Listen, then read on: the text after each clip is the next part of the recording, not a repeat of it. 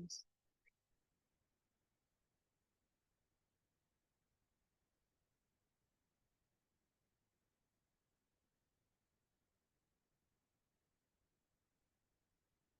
right, it's slowing down a little bit. Well, welcome to the preservation room. Good to see everybody. Really look forward to the conversation. I guess we are recording already, so that's one job done. Two things I think I neglected to mention in the presentation that are probably helpful context here. This is not the only opportunity for you to give us feedback and advice on the way we're moving toward funding preservation. So the NOAA Preservation Steering Committee, I think, is a really important forum for these conversations. And Rob and I are talking a little bit about setting up a future meeting that would really focus on diving into this in more detail. So look forward to that. If you're not on NOAA's email list for that preservation group and you'd like to be added, I'm sure we can get you on that, working with NOAA. So you can either email me or email Rob Crash at NOAA directly. I also didn't really mention or resolve like what's happening with the open pool concept, either the acquisition pool that we had in the past or the sort of light touch rehab pool. That's not really what we called it, but I think it was just called preservation pool. We haven't really made any decisions about that. I have heard from folks that that is really useful and we should revisit that. So it's in the mix. We just have not made a decision. So with that, I'm happy to entertain conversation, questions. If you want me to remind you the prompts that we put up there, I'm happy to do that. The first question was really, what are your thoughts? What are the trade-offs you think we ought to be thinking about? Any unintended consequences you're alarmed about or concerned about that we ought to make sure we're really tracking and thinking about?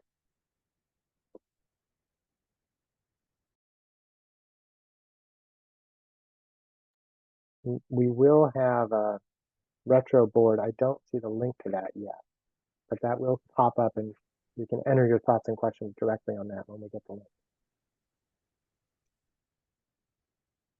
I have something, Michael. Thanks, Nathan. Go ahead. Yeah, Tracy actually sent me a document yesterday that looks like it was from OHCS. Forget what it's called. It's like proposed plan.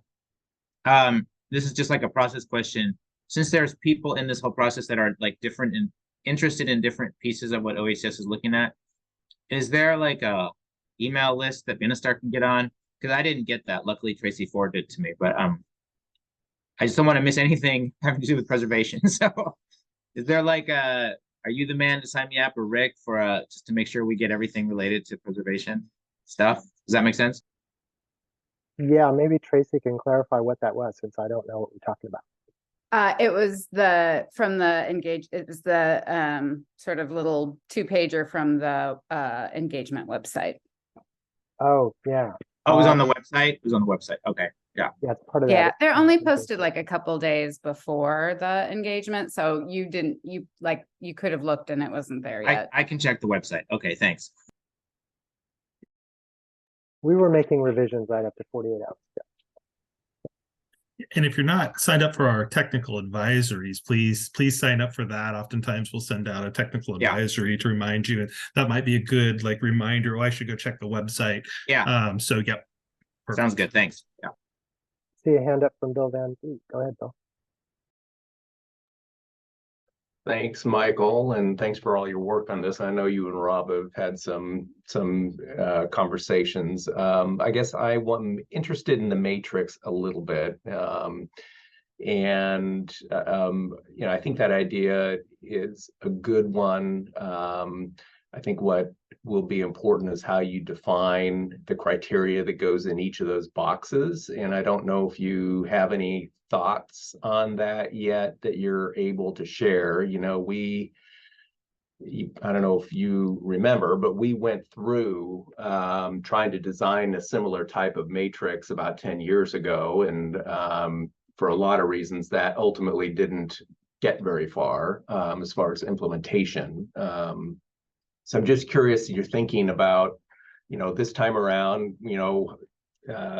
what's going to go in those boxes to do the defining. And, I think one of the issues that we ran into was that there were just too many unforeseen specific situations that were urgent and presented themselves that weren't on the matrix. And so they didn't end up really being functional. So I guess I'm just, if you can talk a little bit more about sort of how this is coming back up, how you're thinking of sort of building it out, and some flexibility for those unintended or unthought of situations. Yeah, I appreciate that, Bill. And I think the next version of this conversation, we would trot out some proposed criteria in that matrix and really start to get into that discussion. Some really obvious things. I think that potential impact to tenants is like a guiding light in this conversation. Who are the tenants living in these properties? What happens to them if the property is sold or converts to market or doesn't get repaired? And so, I think renters experience different sort of levels of vulnerability. We know that people with disabilities have a really hard time finding housing that's accessible and affordable to them. We know that BIPOC tenants are going to experience challenges in the housing market that white folks don't. I think that there's evidence for that. There's a list of things like that where, the group of tenants in a particular building, I think you can argue, face really high barriers, and we should look for them first. There are a bunch of other things that I wish I had really granular current data on. That's going to be really hard to get granular current data. Like, how does that property compete in its submarket? If an expiring LIHTC property converts to market, how much can the rents really go up? That's a question I'd love to know the answer to. We might not have access to data that's really going to help answer that. So that's a tough one. I've talked with folks a little bit about building some parameters about acquisition, so we don't end up in kind of the gun to the head moment where a seller is jacking their price up like mysteriously, amazingly, just the same increment that OHCS just awarded new money to the buyer. So we just kind of feels like we're stuffing extra money in the seller's pocket. That doesn't feel great. And again, the more we can get ahead of these challenges and not try and resolve them at the 11th hour, the better.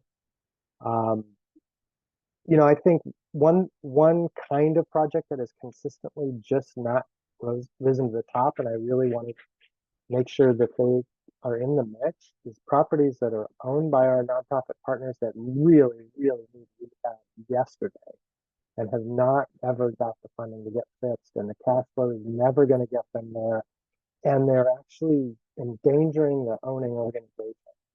So I think the impact on nonprofit owners of non-performing properties is a red light high priority, at least for me. And I'm ready to be educated on that. But I've talked to a lot of folks who have properties like that, and I want to assure you we are thinking about those properties. The geography thing, is a big ongoing, just attention. Like, we could spend all the money in Portland Metro. I don't think that's the right answer. But most of the need is important. So that was a little bit rambly, but there's a lot in the mix. If there are things that folks on this call think we really, really ought to prioritize those criteria, this is a good time to let us know. Kristen, it looks like you're up next. You're muted. Thank you. Sorry. Hopefully I'll be able to articulate this. It's not quite clear in my mind, but we are a nonprofit owner. We have a lot of properties that fall into category 3, old LIHTC projects that are over 20 years old. They don't have project-based subsidy. I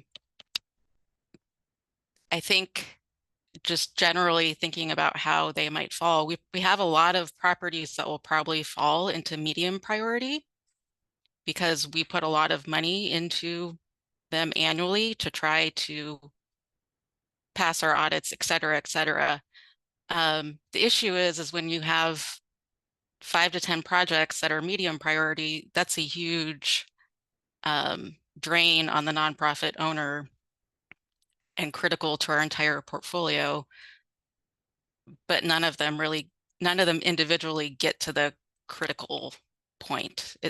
Out of my guess of what you might have on the critical point. So I don't know. I'm just throwing that out there for consideration. Yeah, I appreciate that. And I think one thing that's pretty important in this conversation that I skipped over in the presentation is we can't save all the properties in Oregon. We can't preserve them all unless we get an unprecedented, sustained amount of funding that no one's ever seen before. So we have to make really difficult decisions. And I guess I would argue, Kristen, you're in that situation now. I mean, if you were looking at a wave of future NOFAs like we used to do, you're in the exact same situation. You've got properties which you're not sure if they're going to score high enough, and you've got to figure out what to do. At least if they showed up on a list that said medium priority, you would know where you stand. And I think there's some value to that. I want to hope there is. Laura, you're up.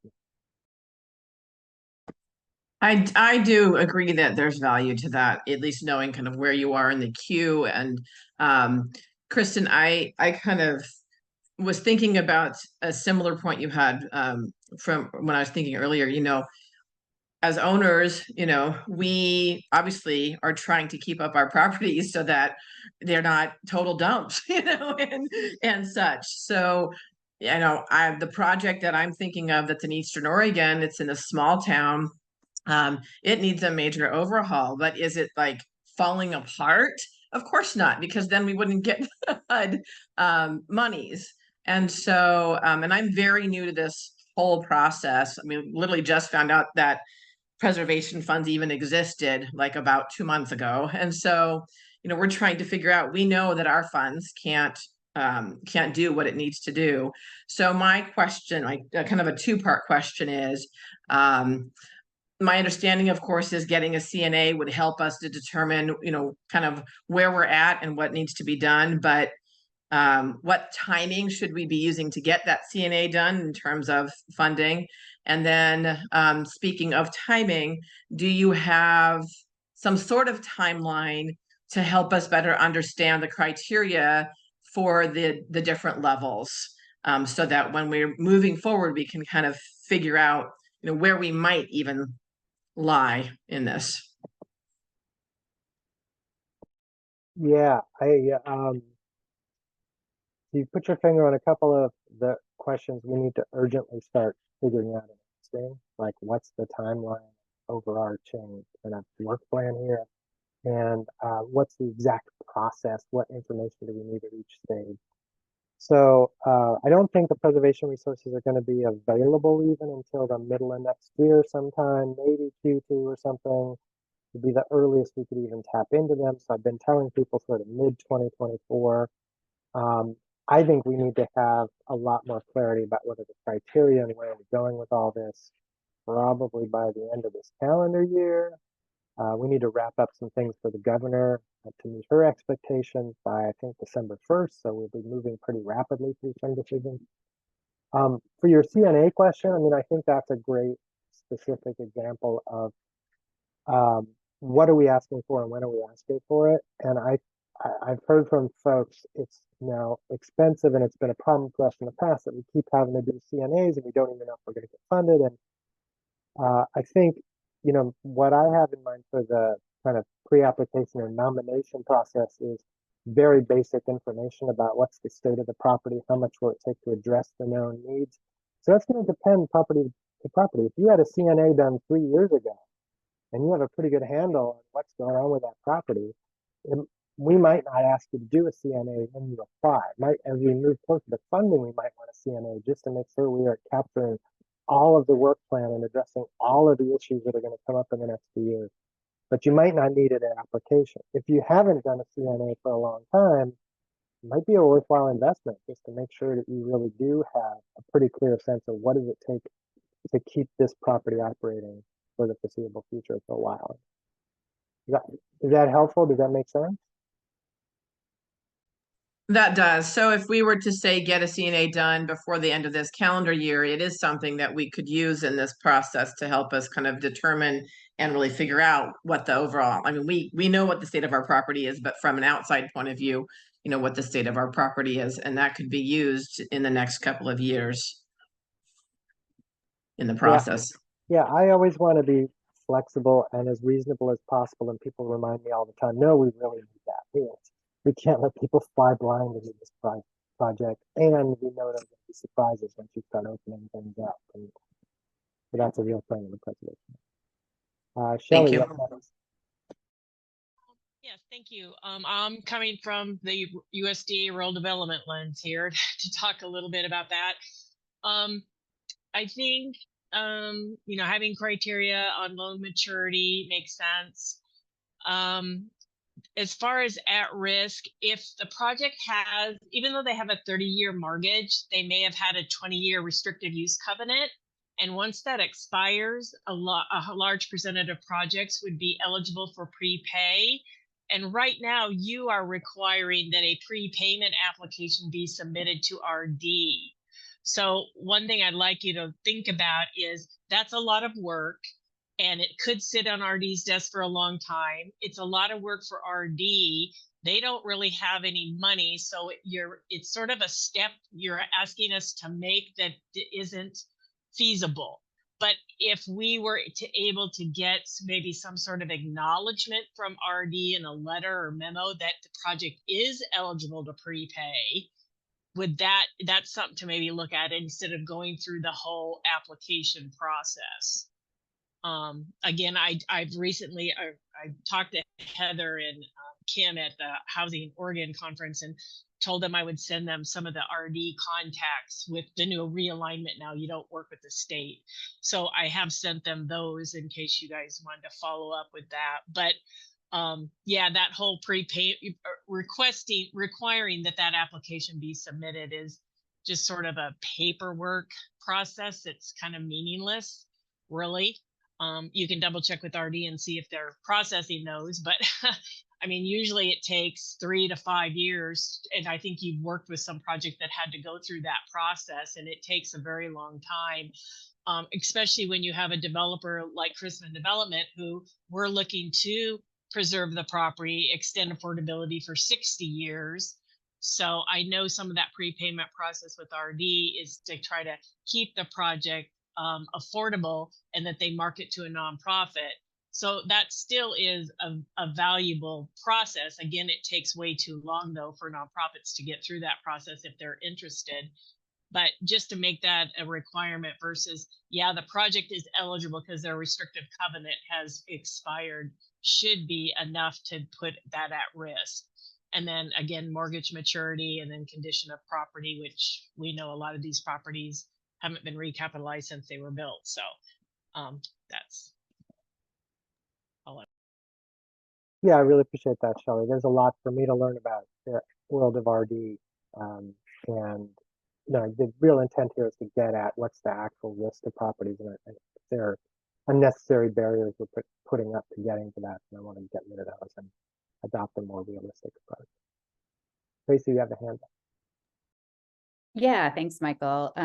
So the conversations that I've had with folks since the proposal came out have been really largely positive. And, the idea of having transparency and predictability feels like a huge positive step. And then, sort of the very next conversation goes to, and the devil's in the details. Like how are we going to decide how these projects are ranked within each list versus each other? And I appreciate, Michael, you sort of highlighting some things that you've been thinking about or talking to folks about, that real tenant lens, to what degree is there an organizational lens, a market lens? I think that's really helpful, and would love to hear you and perhaps Bill talk a little bit about how much work has been done already on trying to start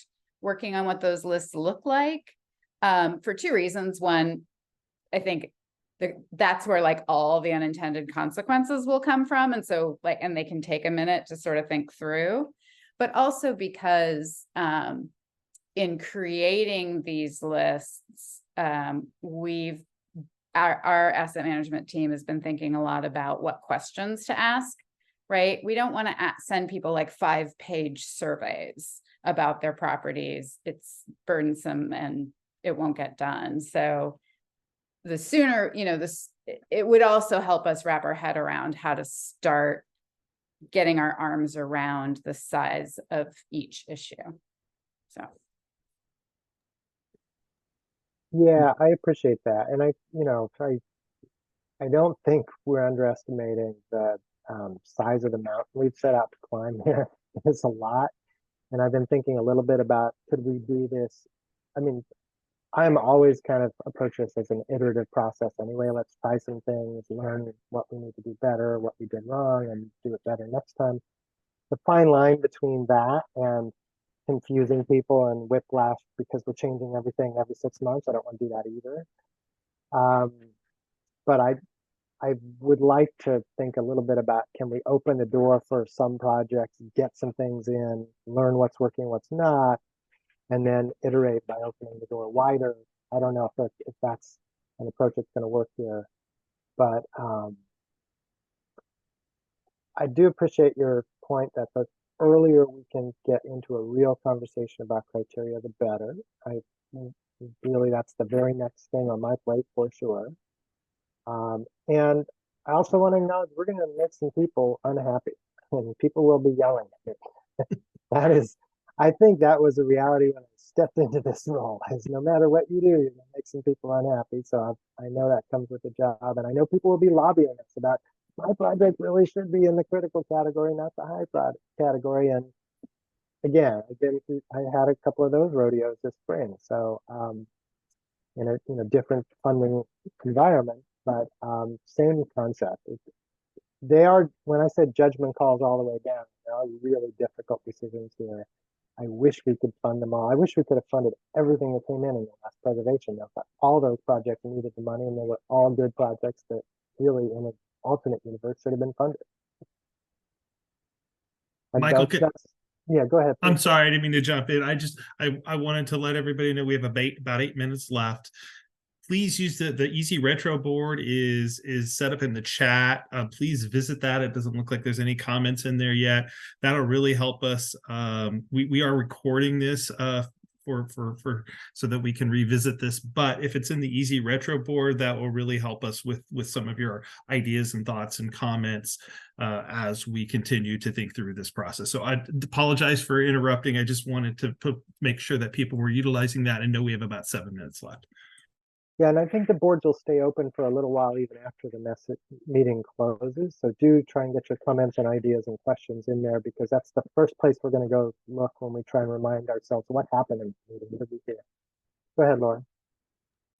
So I first just want to start real quick by thanking you and thanking everybody at Oregon Housing. Having to turn everything upside down and create new programs, and your hearts are all in the right places, right? You're trying to do good for all of our properties and all of our residents, and all the little things that you do, all the communication, all of these engagement series that you put together, allowing us to come in and learn, really are greatly appreciated, and the efforts do not go unnoticed. So I just wanted to make sure that you all know, and I know there are a lot of you on here, that we do really appreciate, because I'm sure you don't get a lot of appreciation. You just get a lot of do this, do that for us.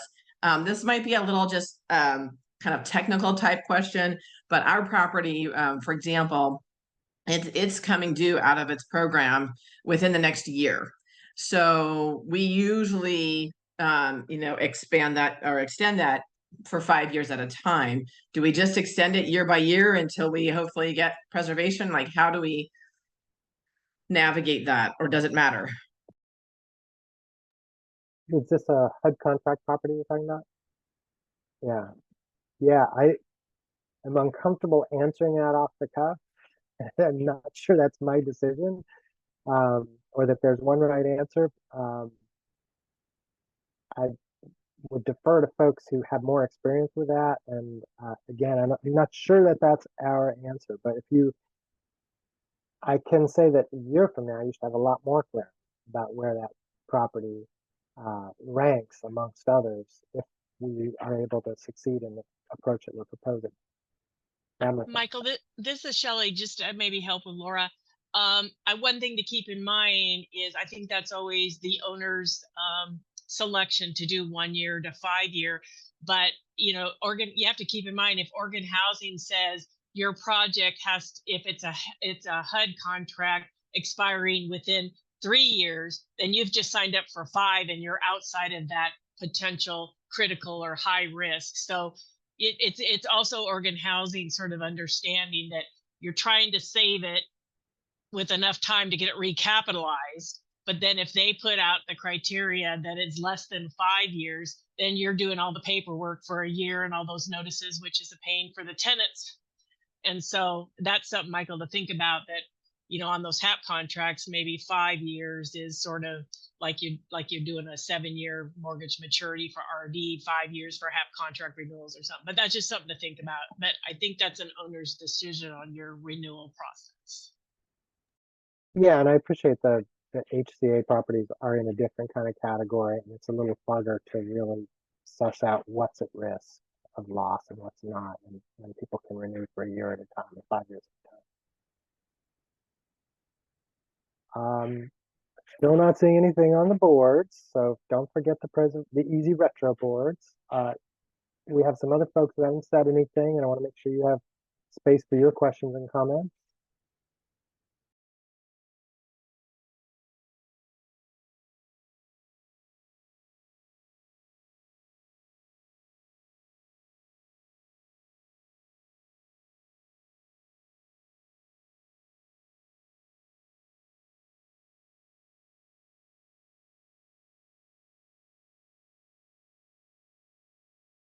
Yeah, Michael, I guess I just want to add to my previous comment. I was just thinking, should we have aspirations in the short session for asking for preservation funds, thinking about, and this kind of thinking is best left to other people, but what kind of information would be useful for such an ask is sort of a lens. And I don't know if that's a Housing Alliance question or a Preservation Steering Committee question or both.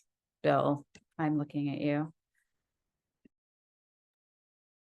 Well, I'm not sure where the department's plans are right now as far as what they may try and whisper to the governor's office. But I know that Rob's working on, I think, pulling together some numbers too. So I know there will be a Housing Alliance push for this. Unfortunately, Rob couldn't be here this morning, but I can circle back with him and let you know what he's thinking of. He's got a big, I mean, it's like Michael said, I mean, there's like an endless list of need. And so I think it's, you know, whatever the legislature has, we'll take it, you know. So I'm a little bit interested, Michael, in sort of the manufactured home park conversation, and then also sort of the trade-off in how the decision of splitting up that 50 or maybe more based on how else you guys feed the preservation pot, how that allocation is going to be made within the department. I don't know if you have anything you can share on that. Yeah, I think we probably need to make a decision on that relatively soon. I'm not sure exactly how that decision is going to get made, but I haven't lost track of that. And we have partners who are asking us about every other day. Have you figured that out yet? And would really like to know. So if I do forget, I'll get reminded. Gigi, you had a hand up? Did I say your name right? Yeah, hi, Michael. I'm Gigi. Yeah, I guess I was also just in terms of big picture. I mean, it just seems so overwhelming, the need versus the 50 million. And it just brought to mind the, you know, as part of the larger picture, also partnership with HUD, you know, for HUD assisted properties and thinking about any resources that could be leveraged. I'm thinking about this money that was so highlighted in the conference a couple of weeks ago for green retrofit, and how that still doesn't address, that's only for green things. And so if your building is falling apart or has extensive physical needs, you know, it's great to have the green resources, but HUD, you know, with all that, it seems that one of the areas we could push is maybe to have HUD fund the other needs of the property in addition to the green. Just a thought. Yeah, that's on my mind some too. Is we should really be helping people leverage those federal opportunities. So kind of a once in a lifetime thing that comes down the pike. We're about to get booted, or maybe we're supposed to go back to the main room. Does that sound right, Nick? We'll get booted. So yeah, you can hang out for another 15 seconds and then you'll go back. All right, time for one more. Anybody else?